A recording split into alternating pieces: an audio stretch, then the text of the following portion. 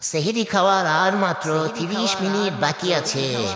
উঠুন, সেহরি খান, রমজান মাসের পবিত্রতা রক্ষা করুন।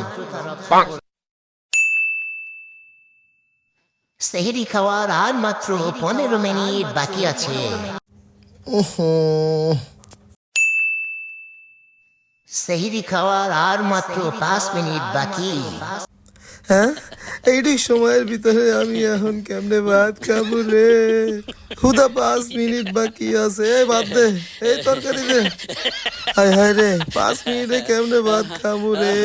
হায় হায় রে, কেমনে কি করবো রে? কেমনে কি করবো? বড় মাছের মাথাটা এইটুক সময়ের মধ্যে কেমনে খাবো রে? সেহরি খাওয়ার সময় শেষ হয়েছে।